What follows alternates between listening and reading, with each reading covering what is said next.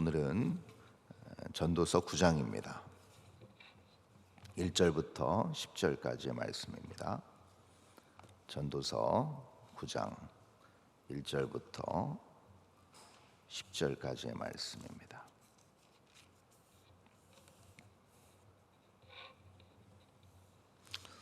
제가 읽도록 하겠습니다. 이 모든 것을 내가 마음에 두고 이 모든 것을 살펴본즉 의인들이나 지혜자들이나 그들의 행위나 모두 다 하나님의 손 안에 있으니 사랑을 받을런지 미움을 받을런지 사람이 알지 못하는 것은 모두 그들의 미래의 일들임이니라. 모든 사람에게 임하는 이 모든 것이 일반이라. 의인과 악인, 선한 자와 깨끗한 자와 깨끗하지 아니한 자, 제사를 드리는 자와 제사를 드리지 아니하는 자에게 일어나는 일들이 모두 일반이니 선인과 죄인, 맹세하는 자와 맹세하기를 무서워하는 자가 일반이로다. 모든 사람의 결국은 일반이라. 이것은 해 아래에서 행해지는 모든 일 중에 악한 것이니 곧 인생의 마음에는 악이 가득하여 그들의 평생에 미친 마음을 품고 있다가 후에는 죽은 자들에게로 돌아가는 것이라. 모든 산 자들 중에 들어있는 자에게는 누구나 소망이 있음은 산 개가 죽은 사자보다 낫기 때문이니라. 산 자들은 죽을 줄을 알되 죽은 자들은 아무것도 모르며 그들이 다시는 상을 받지 못하는 것은 그들의 이름이 잊어버린 바 됨이니라. 그들의 사랑과 미움과 시기도 없어진 지 오래이니 해 아래에서 행하는 모든 일 중에서 그들에게 돌아갈 몫은 영원히 없느니라. 너는 가서 기쁨으로 내 음식물을 먹고 즐거운 마음으로 내 포도주를 마실지어다. 이는 하나님이 네가 하는 일들을 벌써 기쁘게 받으셨음이니라. 내 의복을 항상 희게 하며 내 머리에 향기름을 그치지 아니하도록 할지니라. 내 헛된 평생의 모든 날 곧 하나님이 해 아래에서 내게 주신 모든 헛된 날에 내가 사랑하는 아내와 함께 즐겁게 살지어다. 그것이 네가 평생의 해 아래에서 수고하고 얻은 내 몫이니라. 내 손이 이를 얻는 대로 힘을 다하여 할지어다. 네가 장차 들어갈 소홀에는 일도 없고 계획도 없고 지식도 없고 지혜도 없음이니라. 아멘. 오늘 전도서 9장의 말씀, 지혜자이자 전도자가 이렇게 말씀을 시작하고 있습니다. 이 모든 것을 내가 마음에 두고 이 모든 것을 살펴봤다.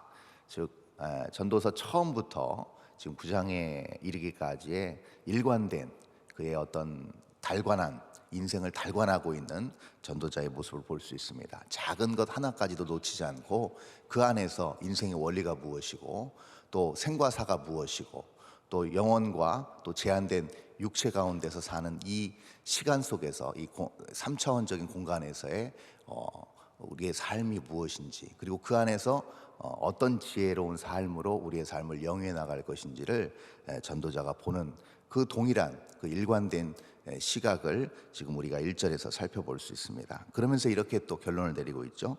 의인들이나 지혜자들이나 그들의 행위나 모두 다 하나님의 손 안에 있으니 사랑을 받을는지 미움을 받을는지 사람이 알지 못하는 것은 모두 그들의 미래의 일들임이니라. 아주 중요한 말을 하고 있습니다. 자기가 인생을 달관하면서 자세히 면밀히 인생의 많은 부분을 살펴보았더니 하나 뛰어넘을 수 없는, 극복할 수 없는 것이 있더라. 아무리 지혜가 있고 아무리 많은 것들을 꿰뚫고 있는 모든 인생의 원리를 간파하고 있는 그런 지혜가 있다 할지라도 미래의 일을 절대 알지 못하는 것이 인간의 유한한 연약함이라는 것을 다시 한번 전도자는 얘기하고 있습니다. 그렇습니다. 아무리 지혜로운 사람, 아무리 많은 경험을 하고 인생을 통달한 사람이라 할지라도 미래의 일을 전혀 알 수 없다는 것이 바로 우리가 다 공감하고 있는 내용이고 동의할 수밖에 없는 내용인 것이죠. 이것이 인간의 연약함과 유약함이라는 것을 오늘 전도자가 잘 우리에게 보여주고 있습니다. 그러면서 하는 말이 미래를 알지 못하기 때문에 나타나는 여러 가지 삶의 반응들이 있는데 그것을 2절과 3절에서 이렇게 표현하고 있습니다. 2절 마지막 부분에 이렇게 표현하고 있죠. 모든 자가 다 일반이다. 깨끗한 자, 그렇지 않은 자, 제사 드리는 자와 그렇지 않은 자, 맹세하는 자와 그 맹세를 두려워하는 모든 자가 다 일반이다. 그러면서 3절에서 이렇게 시작합니다. 모든 사람의 결국은 일반이다. 해 아래에서 행해지는 모든 일 중에 악한 것이다. 인생의 마음에는 악이 가득하고 그들의 평생에 미친 마음으로 품고 있다가 결국에는 어떻게 된다? 죽은 자들에게로 돌아가는 것이다. 아주 중요한 얘기를 또 하고 있습니다. 미래를 알 수 없음도 분명한 사실이지만 결국 미래에 한 가지 분명한 사실을 알고 있다는 거예요. 미래에 분명히 어느 때에 어떤 일이 일어날지는 다 알지 못하지만 미래에 반드시 되어질 일을 지금 지혜자가 얘기하고 있습니다. 일반이라는 표현을 쓰고 있습니다. 이 일반이라는 표현 속에 숨겨져 있는, 녹아져 있는 깊은 숨은 뜻은 무엇인가 하면 누구도 피할 수 없다는 겁니다. 미래를 누구도 피할 수 없는 것과 같은 이치입니다. 미래에 되어질 일, 미래에 우리가 맞닥뜨릴 일을 피할 수 없는 것처럼 그 미래의 끝에 나타나는 결국, 종국을 우리는 피할 수 없다는 겁니다. 그것을 오늘 전도자는 죽음이라고 표현하고 있습니다. 아주 중요한 얘기를 하고 있죠. 우리는 미래에 어떤 일이 일어날지 모릅니다. 그러나 우리가 일반적으로 모두가 다 공통적으로 아는 한 가지 결론이 있습니다. 그것은 바로 우리도 반드시 죽음을 경험한다는 겁니다. 죽음을 통과해야 된다는 것을 우리 지혜자가 얘기하고 있습니다. 근데 참 흥미로운 표현을 하고 있습니다. 제사를 드리는 자, 제사를 드리지 않는 자도 일반적으로 이 죽음의 관문을 통과해야 된다고 지금 전도자가 얘기하고 있는 것이죠. 맞습니다. 믿는 사람, 예수 그리스도를 믿지 않는 사람, 신앙생활을 하는 자, 그렇지 않은 자, 나름대로 말씀대로 충실히 사는 자, 그렇지 않은 자도 다 일반적으로 죽음을 피할 수 없다라는 사실을 오늘 전도자, 이 지혜자가 우리에게 설명해 주고 있는 것이죠. 그러므로 이 죽음에 대해서 우리는 어떠한 상황에 직면해 있고 이것을 어떻게 준비하고 받아들여야 되는지를 그 다음 4절과 5절에서 잘 설명해 주고 있습니다. 4절 이렇게 시작하죠. 모든 산자들 중에 들어있는 자에게는 누구나 소망이 있음은 산 개가 죽은 사자보다 낫기 때문이라. 5절 산자들은 죽을 줄을 알되 죽은 자들은 아무것도 모르며 그들이 다시는 상을 받지 못하는 것은 그들의 이름이 잊어버린 바 됨이니라. 아주 시적이고도 아주 이 마음에 깊이 와닿는 비유를 입체적으로 잘 설명해 주고 있습니다. 죽음이 우리에게 피할 수 없는, 우리가 반드시 통과해야 되는 그러한 절차이지만 중요한 사실은 지금 죽음을 맞닥뜨리기 전에 지금 우리에게 주어진 이 삶, 이 현실이 너무나 중요한 것은 우리가 아직도 살고 있다라는 겁니다. 우리의 코끝에 호흡이 있다는 것이고 우리 심장의 박동이 아직도 멈추지 않고 있다는 사실입니다. 우리에게 주어진 그 삶의 시간이 아직은 우리에게 주어져 있다는 것을 얘기하고 있습니다. 그러므로 죽음 이후에는 결국은 아무 의미가 없다는 겁니다. 자, 이 얘기는 아주 중요한 영적인 교훈과 영적인 과제를 우리에게 주고 있는데요. 그것이 무엇이냐면 우리에게 주어진 삶의 시간 동안 평가가 된다는 겁니다. 우리의 삶이 어떤 삶의 모습이었는지, 우리의 삶의 현장에서 우리의 삶이 어떻게 진행되어져 왔는지가 결국은 죽음 이후에 그 무엇을 평가하는 이 평가의 무대가 지금 우리에게 주어진 현재의 삶의 모든 결과물, 모든 과정이라는 겁니다. 이것이 매우 중요하다는 것이죠. 결국 죽으면 기회는 없다라는 겁니다. 무엇인가 내가 선을 쌓고 무엇인가 내가 말씀 안에서 온전히 순종함으로 많은 하나님의 뜻을 이루는 기회가 더 이상은 죽음 이후에는 없다라는 것을 우리 전도자가 얘기하고 있는 것입니다. 그래서 5절에 여기 보면 산자들은 죽을 줄을 알되 죽은 자들은 아무것도 모른다. 그들이 다시는 상을 받지 못한다라는 표현을 그래서 쓰고 있는 겁니다. 그래서 우리에게 주어진 이 시간 동안 어떻게 살아내는지가 사실은 더 중요하다는 겁니다. 이게 매우 중요하고 결국은 이것이 우리의 미래를 결정하고 이것이 죽음 이후의 삶의 결과를 결정한다는 겁니다. 이것이 매우 중요하다는 것이죠. 그럼 이렇게 우리가 질문을 해볼 수 있을 것입니다. 아니, 우리는 이미 하나님께 선택받은 선민 아닌가? 하나님께서 우리를 먼저 무조건적으로 사랑해 주셔서 우리는 하나님의 백성이 되지 않았느냐? 우리는 이미 그렇게 하나님의 백성 안에, 하나님의 뜻 안에 거하는 사람들 아니겠는가? 그러므로 우리에게는 다 구원과 하나님의 상급이 보장된 것 아니겠는가? 라는 질문을 우리 스스로 던질 수 있을 것입니다. 그러나 분명한 사실은 하나님께서 우리를 택해 주셨습니다. 우리가 이미 태어나기 전에, 우리가 하나님을 알기 전에 하나님의 백성으로 우리를 맞아주셨습니다. 맞습니다. 틀린 건 아닌데요, 중요한 사실은 그렇게 선택받은 하나님의 백성이 이 땅에서 살아가면서 살아내는 삶의 모습이 반드시 구별됨, 거룩함으로 완결되어져야 된다는 겁니다.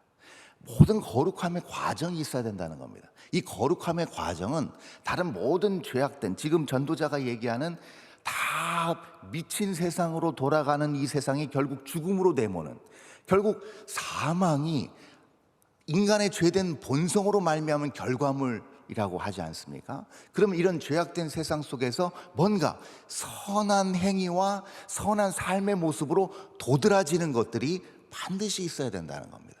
그것이 하나님께서 우리를 택하신 이유이고, 어제 우리가 성탄절을 지나왔지만 그런 이유 때문에 우리 예수 그리스도께서 성육신하셔서 이 땅에 오셔서 모든 우리의 죄의 짐을 다 대신 지고 대속해 주셨음을 우리는 잘 알고 있습니다. 그러므로 이런 엄청난 대가를 통해 얻어진 구원을 우리가 결코 경시하거나 하찮게 여기거나 평가절하시킬 수 없는 우리 삶의 과업이 있다는 겁니다. 이것을 우리가 분명히 알고 우리의 삶이, 우리의 그 인생의 시간 동안 하나님의 뜻 안에서 이것을 잘 영위해 나가야 된다는 것, 우리가 다시 한번 기억해야 될 것입니다. 그러면 구체적으로 어떻게 우리에게 주어진 인생의 삶을, 오늘 우리에게 주어진 이 월요일 한 날도 마찬가지입니다. 우리에게 주어진 삶을 어떻게 구체적으로 우리가 하나님의 뜻 안에서 그 상급을 누리기 위하여서, 또 하나님께서 약속하신 것을 온전히 받들기 위하여서 우리가 어떻게 우리의 삶을 살아내야 하는지를 7절부터 쭉 설명해 주고 있습니다. 이렇게 나타나 있습니다. 너는 가서 기쁨으로 내 음식물을 먹고 즐거운 마음으로 내 포도주를 마실지어다. 이는 하나님이 내가 하는 일들을 벌써 기쁘게 받으셨음이니라. 자, 여기서 이 7절의 말씀을 통해서 우리가 중요한 것을 하나 발견하게 되는데요, 그게 무엇이냐면 바로 바울의 한마디입니다.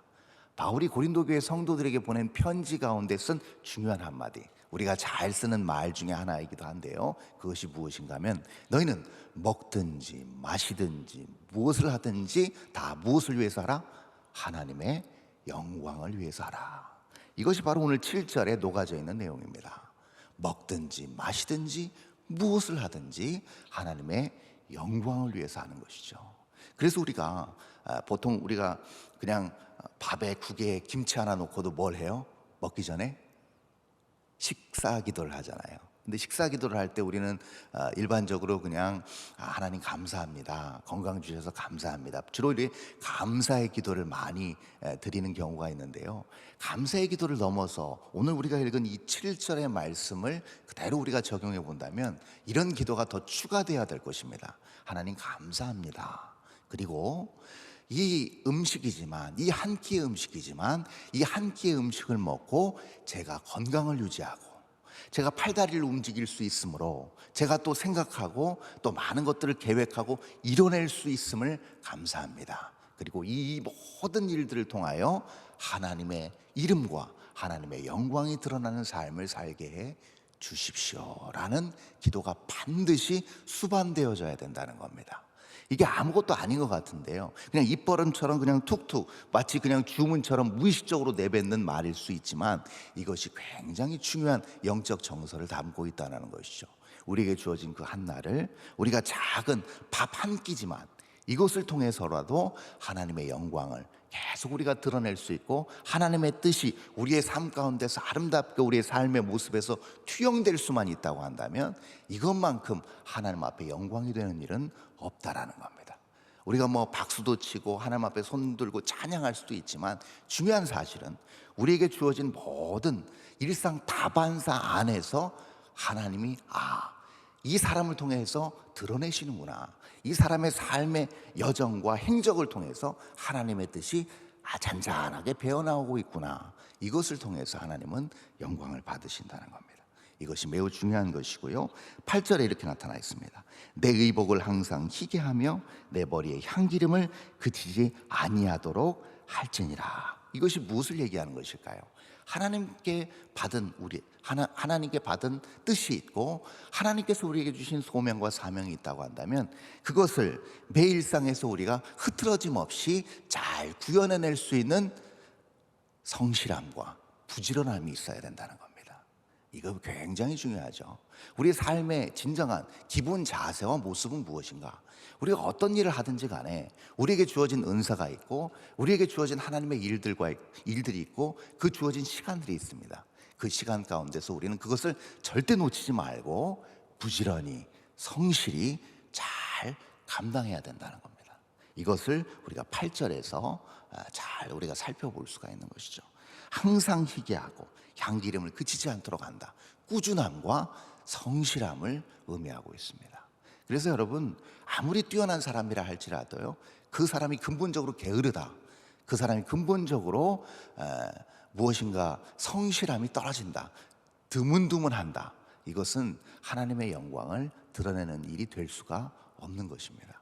그리고 우리가 아는 것처럼, 우리가 경험한 것처럼 아무리 뛰어나다 할지라도 결과물에선 큰 차이가 나타난다는 것, 우리가 너무나도 잘 알고 있습니다.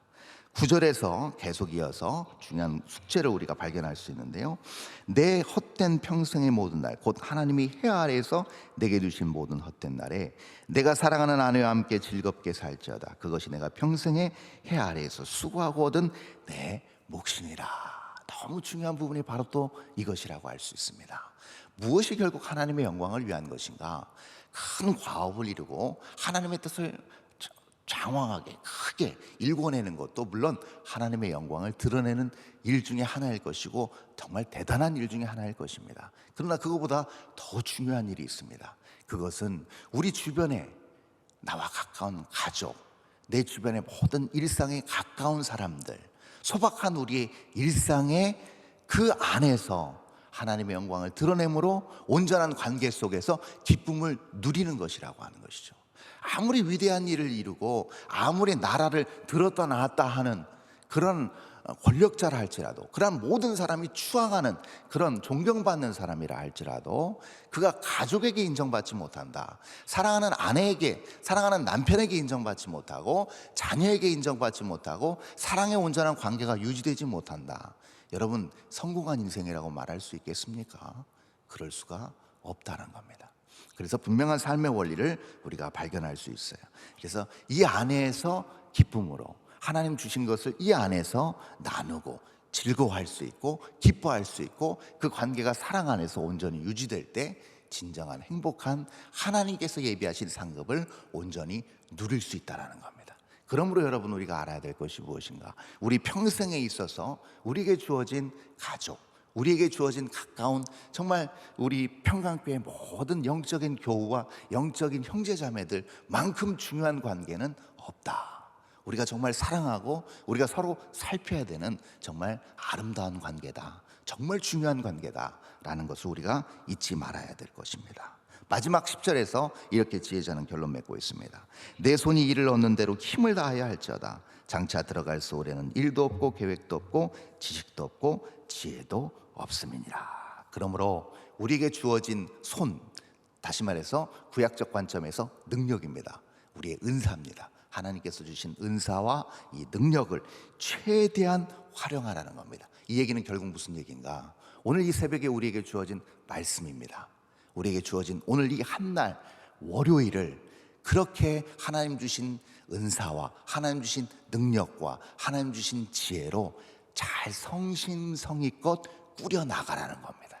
그럴 때 반드시 하나님께서 우리 인생의 모든 날 동안에 우리와 동행하심으로 나타나는 놀라운 하나님의 역사와 그 하나님의 놀라운 지혜의 산물이 우리의 삶 곳곳에서 아름답게 드러나게 된다는 겁니다. 그렇게 사는 것이 우리가 하나님 앞에 부름받아서 마지막 우리의 숨이 끊기는 그 순간까지 우리가 누릴 수 있는 가장 큰 분복일 것이며, 그리고 누구도 피할 수 없는 그 마지막 죽음의 종착역, 우리의 인생의 종착역에서 하나님 앞에서 칭찬받고 예비된 상급을 누리는 유일한 방법임을 저와 여러분이 꼭 기억할 수 있는 오늘 이 한날 우리 남은 인생의 여정이 될 수 있기를 간절히 바랍니다.